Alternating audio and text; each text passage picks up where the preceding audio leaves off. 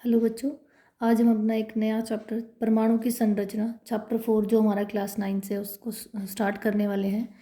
और इसमें बहुत सारी चीज़ें हम लोग करेंगे कि परमाणु क्या होता है, परमाणु की डिस्कवरी किसने की थी, किसने खोज की है, परमाणु के अंदर कौन कौन से सब एटॉमिक पार्टिकल्स होते हैं और उनकी किसने खोज की, क्या क्या हमारे पास परमाणु मॉडल्स हैं, उनकी हम लोग बात करेंगे। सबसे पहले हम बात करेंगे बेटा परमाणु। परमाणु क्या होता है? परमाणु सबसे छोटी इकाई होता है, किसी भी तत्व की सबसे छोटी इकाई जिसको हम और ज़्यादा टुकड़ों में नहीं तोड़ सकते, वो हमारा क्या होता है बेटा? परमाणु होता है। परमाणु के 3 सब एटॉमिक पार्टिकल्स होते हैं। हमारे पास है इलेक्ट्रॉन, प्रोटॉन और न्यूट्रॉन। इलेक्ट्रॉन को हम छोटे ई से डिनोट करते हैं, उसके ऊपर माइनस चार्ज, उसका आवेश हमारा माइनस होता है। प्रोटॉन को हम स्मॉल पी से डिनोट करते हैं, जिसका आवेश प्लस चार्ज होता है। और न्यूट्रॉन्स को हम एन से डिनोट करते हैं। तीनों इनके सिंबल्स होते हैं। ठीक है, तो पहले बात करेंगे इलेक्ट्रॉन्स की। इलेक्ट्रॉन्स की खोज की थी सर जे थॉमसन थे, जिन्होंने इलेक्ट्रॉन की खोज की थी। उन्होंने इसके आवेश के बारे में बताया कि इसका आवेश जो है चार्ज इसके ऊपर माइनस का होता है और इसका आवेश -1.6 इंटू 10⁻⁻19 कूलाम होता है। इसका द्रव्यमान 9.1 इंटू 10⁻31 किलोग्राम होता है। ऐसे ही हमारे पास प्रोटॉन है। प्रोटॉन जिसकी खोज की थी ई गोल्डस्टीन नाम के साइंटिस्ट थे, जिन्होंने इसकी खोज की थी। प्रोटॉन का सिंबल पी होता है, आवेश इसका प्लस चार्ज होता है और इसका आवेश होता है 1 पॉइंट प्लस में होता है बेटा, यहाँ माइनस था, दोनों का बराबर होता है, सिर्फ माइनस और प्लस का फर्क होता है। क्योंकि कोई भी प्रोटॉन, कोई भी हमारे पास आटम होता है तो वो हमारा इलेक्ट्रिकली न्यूट्रल इसीलिए होता है क्योंकि दोनों का आवेश बराबर होता है। तो ये 1.6 इंटू 10⁻⁻19 कूलाम होता है। द्रव्यमान अगर हम प्रोटॉन की बात करें तो 1.673 इंटू 10⁻31 kg होता है। अब बात करेंगे न्यूट्रॉन, जो तीसरा हमारा सब एटॉमिक पार्टिकल है। न्यूट्रॉन की खोज चैडविक ने की थी। एन इसका सिंबल होता है। एन का मतलब neutron, neutron means no charge, इसीलिए ये उदासीन होता है क्योंकि इसके ऊपर प्लस माइनस कोई भी चार्ज नहीं होता है। अब परमाणुओं के परमाणुिक मॉडल की बात करेंगे। हमारे पास 3 मॉडल्स हैं बेटा, 1 बाय 1 हम उनके बारे में बात करेंगे। सबसे पहले है Thompson model. Sir J Thomson, जिन्होंने इलेक्ट्रॉन की खोज की थी, उन्होंने अपना मॉडल दिया। उसके बाद रदरफोर्ड का मॉडल आया। देन थर्ड हमारे पास है बोर मॉडल। आज तक भी हमारे पास जो मॉडर्न पीरियोडिक टेबल है उसमें हम बोर मॉडल के आधार पर ही सारी चीज़ें कर रहे हैं। सबसे पहले जो मॉडल था वो हमारा सर जे थॉमसन था।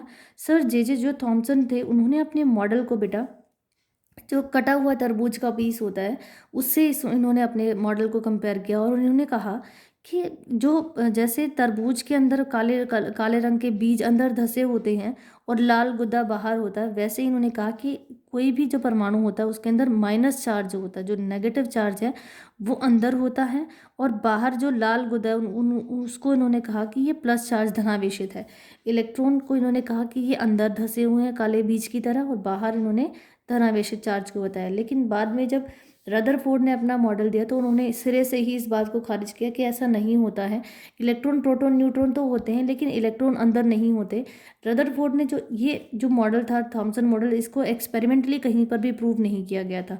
रदरफोर्ड ने अपने एक्सपेरिमेंट के लिए सोने की पन्नी का इस्तेमाल किया। सोने मतलब गोल्ड फॉइल, गोल्ड शीट ली थी उन्होंने अपने एक्सपेरिमेंट को करने के लिए। जब इन्होंने अल्फा पार्टिकल्स की बम्बार्डिंग सोने की पन्नी पर कराई, सोने की शीट पर कराई, तो उन्होंने देखा कुछ अल्फा पार्टिकल्स तो मुड़ गए। मतलब कुछ तो जैसे उन्होंने अल्फा पार्टिकल्स की बम्बार्डिंग कराई तो कुछ तो ऐसे थे जो यहाँ से डिफ्लेक्ट हो गए, ठीक है, कुछ ऐसे थे जो सीधे निकल गए और कुछ थे जो यहीं के यहीं चिपक गए। इसका मतलब इन्होंने 3 चीज़ें की। इन्होंने कहा बताया कि कुछ अल्फा कण तो मुड़ गए, कुछ अल्फा कण सीधे निकल गए पन्नी में से और कुछ अल्फा कण वहीं के वहीं चिपक गए।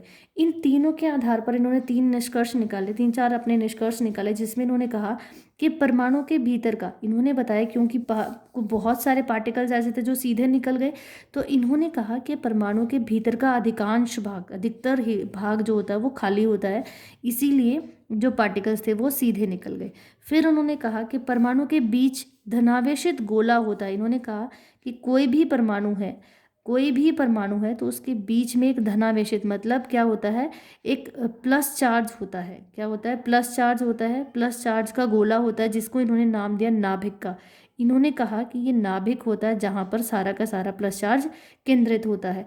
और प्लस इन्होंने क्यों कहा ऐसा, क्योंकि बहुत सारे ऐसे पार्टिकल्स थे बेटा इनके, जो वहाँ अल्फा पार्टिकल हमारे प्लस चार्ज होते हैं, और प्लस जो दोनों सेम चार्ज होते हैं तो वो क्या करता है, रिपेल करते हैं, एक दूसरे को प्रतिकर्षित करते हैं, इसीलिए क्या हुआ, वो मुड़ गए।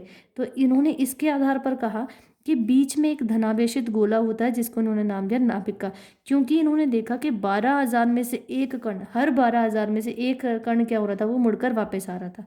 फिर उन्होंने कहा कि कुछ कण वहीं चिपक गए, कुछ हिस्सा इन्होंने बताया कि जो हमारा एटम है, जो परमाणु है, उसके अंदर कुछ हिस्सा ऐसा जहाँ पर पार्टिकल्स गए और वो वहीं चिपक गए। तो इन्होंने कहा कि इसका मतलब ये हुआ, चिपकने का मतलब हुआ क्योंकि अल्फा पार्टिकल्स तो प्लस चार्ज था और इनको जब माइनस चार्ज मिला तो वो वहीं के वहीं चिपक गई, क्योंकि हमें पता है कि अपोजिट चार्ज जो होते हैं वो अट्रैक्ट करते हैं, मतलब वो आकर्षित करते हैं। इसका मतलब ये हुआ, इन्होंने कहा कि जो परमाणु है उसके बाहर तो इलेक्ट्रॉन घूमता है और अंदर जो नाभिक है उसमें प्लस चार्ज होता है। ये बात बिल्कुल ठीक थी। इन्होंने कहा कि परमाणु का सारा जो पूरा का पूरा द्रव्यमान है वो सेंटर नाभिक में केंद्रित होता है, क्योंकि सारा का सारा प्लस चार्ज कहाँ, उन्होंने बताया सेंटर में होता है। ये चीज़ें बिल्कुल ठीक थी, लेकिन इनकी कुछ कमियां भी थी जिसके आधार पर इनके मॉडल को क्या किया गया बच्चे, रिजेक्ट किया गया। इन्होंने कहा कि जो इलेक्ट्रॉन, देखो बच्चे इन्होंने बिल्कुल ठीक बताया कि इलेक्ट्रॉन न्यूट्रॉन प्रोटॉन होते हैं, प्रोटॉन बीच में होता है, फर्स्ट चार्ज सेंटर में नाभिक में होता है और इलेक्ट्रॉन बाहर रिवॉल्व करते हैं। लेकिन इन्होंने कहा कि जो इलेक्ट्रॉन बाहर घूम रहा है वो किसी ऑर्बिट में ना घूमकर, किसी कक्ष में ना घूमकर, वो क्या करता है, ऐसे स्पाइरली घूमता है इस तरीके से। मतलब इलेक्ट्रॉन ने चलना शुरू किया और सेंटर में प्लस चार्ज है, तो इन्होंने कहा धीरे धीरे ये अपनी एनर्जी को लूज करता है, एनर्जी खोता हुआ चला जाता है जब ये घूमता है, और इस तरीके से आकर ये नाभिक के अंदर डूब जाएगा। तो इन्होंने कहा एक समय ऐसा आएगा कि इलेक्ट्रॉन अपनी सारी की सारी एनर्जी खत्म कर देगा और वो किसके पास आकर डूब जाएगा, केंद्र के पास, नाभिक के पास आकर डूब जाएगा, जबकि ये ऐसा नहीं होता है। तो ये चीज़ें जो एक्सपेरिमेंटली प्रूव की थी इन्होंने, वो सारी चीज़ें ठीक थी, बस इनकी जो कमी थी उसकी वजह से इनका मॉडल था वो रिजेक्ट किया गया। और इनके मॉडल को रिजेक्ट किया नील बोहर ने, जो हमारे तीसरे साइंटिस्ट हैं नील बोहर, जिन्होंने अपना मॉडल दिया, बोहर मॉडल। नील बोहर ने 1912 मतलब 1912 में अपना मॉडल दिया बेटा। इन्होंने कहा कि इलेक्ट्रॉन होता है, प्रोटॉन होता है और न्यूट्रॉन होता है, और ये चीज़ें बिल्कुल ठीक है कि सेंटर में नाभिक में प्लस चार्ज होता है और इलेक्ट्रॉन बाहर घूमता है, ये चीज़ें बिल्कुल ठीक है। इन्होंने कहा कि ये घूमता है इलेक्ट्रॉन बाहर, लेकिन ये अपनी एनर्जी रेडिएट नहीं करता है। जिस कक्ष में ये घूमता है हमेशा इलेक्ट्रॉन बराबर अमाउंट ऑफ एनर्जी से, उतनी ही एनर्जी से हमेशा ये उसके अंदर घूमता रहेगा, ये अपनी एनर्जी को रेडिएट नहीं करता जब ये चक्कर लगाता है। तो इन्होंने कहा इलेक्ट्रॉन केवल कुछ निश्चित कक्षाओं के चक्र लगाते हैं। इन्होंने कहा कि हर जो परमाणु होता है उसके कुछ निश्चित कक्ष होते हैं और हर इलेक्ट्रॉन उस कक्ष के अंदर क्या करता है बच्चे, चक्र लगाता है। इन कक्षों के इन्होंने नाम दिए, इन कक्षों के नाम दिए इन्होंने के, एल, एम और एन। के क्या है बेटा, पहला कक्ष, एल हमारा दूसरा कक्ष, एम हमारा तीसरा कक्ष, और जैसे चौथा, और ऐसे ही वो बढ़ते चले जाएंगे। तो क्योंकि के हमारा पहला कक्ष है तो एन की वैल्यू यहाँ, मतलब नंबर ऑफ कक्ष कितने हैं, 1। यहाँ नंबर ऑफ जो कोष्ठ हमारे वो कितने हैं, 2, यहाँ पर 3 और यहाँ पर 4। इन्होंने कहा हर कक्ष की, जो नील बोहर थे उन्होंने कहा हर कक्ष की अपनी कैपेसिटी होती है कि वो 2n² इलेक्ट्रॉन्स को अपने अंदर भर सकता है। मतलब हर कक्ष में 2n² इलेक्ट्रॉन्स क्या कर सकते हैं बच्चे, चक्कर लगा सकते हैं। ठीक है बेटा। इसके बाद उन्होंने कहा कि ये इन्होंने बताया कि इतने इलेक्ट्रॉन्स आ सकते हैं। फिर उन्होंने बताया कि परमाणु की संख्या क्या होती है, परमाणु का द्रव्यमान क्या होता है। इन्होंने कहा परमाणु की संख्या उसके प्रोटॉन्स या इलेक्ट्रॉन्स की संख्या ही, किसी भी परमाणु के प्रोटॉन्स या इलेक्ट्रॉन्स की संख्या ही परमाणु की संख्या होती है। और परमाणु का द्रव्यमान, अगर परमाणु के प्रोटॉन्स और न्यूट्रॉन्स को जोड़ दे तो उनकी जो संख्या निकलेगी वो परमाणु का द्रव्यमान होता है। इन्होंने कहा कोई भी परमाणु जिसको आप x से डिनोट करते हैं उसके सिर पर हमेशा a और z होता है। a मतलब a सर पर हमेशा उसके द्रव्यमान की नोटेशन होती है और z मतलब उसके एटॉमिक नंबर मतलब परमाणु संख्या होता है। जैसे अगर मैं यहाँ लिख रही हूँ नाइट्रोजन, यहाँ 7 और ये 14 ऐसे लिखा है, तो ये 14 उसका द्रव्यमान है और 7 उसका परमाणु संख्या है। ठीक है बेटा। तो ये सारी चीज़ें इस तरीके से उन्होंने बताया कि आप किसी भी परमाणु का के इलेक्ट्रॉन, प्रोटॉन और न्यूट्रॉन्स की संख्या निकाल सकते हो। जैसे मैंने पहला एग्जाम्पल लिया सोडियम, जिस यहाँ पर सोडियम x कौन है बच्चे, सोडियम है। ठीक है। ए क्या है आपके पास 23, ए है द्रव्यमान। क्या है बच्चे? द्रव्यमान। जैसा हमने ऊपर देखा था कि द्रव्यमान क्या होता है, प्रोटॉन्स प्लस न्यूट्रॉन्स होते हैं, ठीक है बच्चे। और फिर हमारे पास है जेड।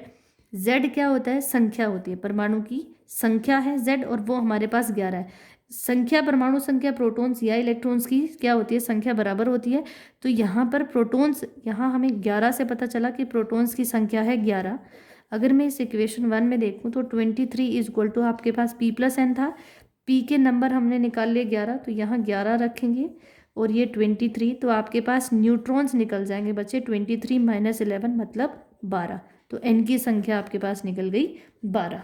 इसी तरीके से आप नाइट्रोजन की बात करेंगे। नाइट्रोजन Z इसका 7 है, मतलब इसके प्रोटॉन्स की संख्या कितनी है? 7 है। A इसका 14 दिया हुआ हमारे पास, तो 14 मतलब p प्लस एन है, आपको n निकालने हैं। अब p जितने हैं उतने ही हमारे पास इलेक्ट्रॉन होते हैं, क्योंकि दोनों बिल्कुल इलेक्ट्रिकली न्यूट्रल होता है हमारे पास कोई भी परमाणु। तो n की संख्या यहाँ से निकल गई 14 is equal to 7 plus n, और n हो जाएगा 14 माइनस 7, तो n की वैल्यू आ गई आपके पास 7। इस तरीके से आप किसी भी परमाणु के इलेक्ट्रॉन, प्रोटॉन्स और न्यूट्रॉन्स की संख्या निकाल सकते हैं।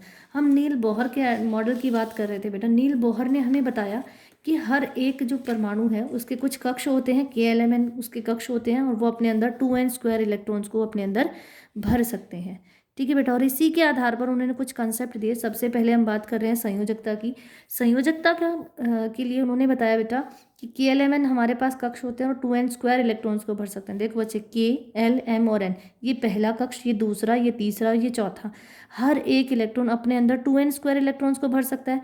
मतलब जैसे K हमारा पहला कक्ष है, तो N की वैल्यू आपके पास 1 हो गई, मतलब 2n²। N की वैल्यू 1 रखेंगे तो आपके पास 2 निकल गया। ऐसे ही L है हमारे पास दूसरा, N की संख्या 2 हो जाएगी, 2n² है तो 2 इंटू 2 की पावर 2 दैट इज 4, 4 2 ज़ा 8, तो आपके पास 8 इलेक्ट्रॉन हो गए। तीसरे कक्ष में 3 रखेंगे तो वैल्यू आपके पास 18 आई। फिर चौथे कक्ष में n की वैल्यू 4 हो जाएगी, तो आपके पास हो जाएंगे 32। इस तरीके से आप 2, 8, 18 और 32 इलेक्ट्रॉन्स को ये अपने अंदर भर सकता है, ठीक है बच्चे। तो आज के लिए इतना ही। आई होप आपको समझ आया होगा।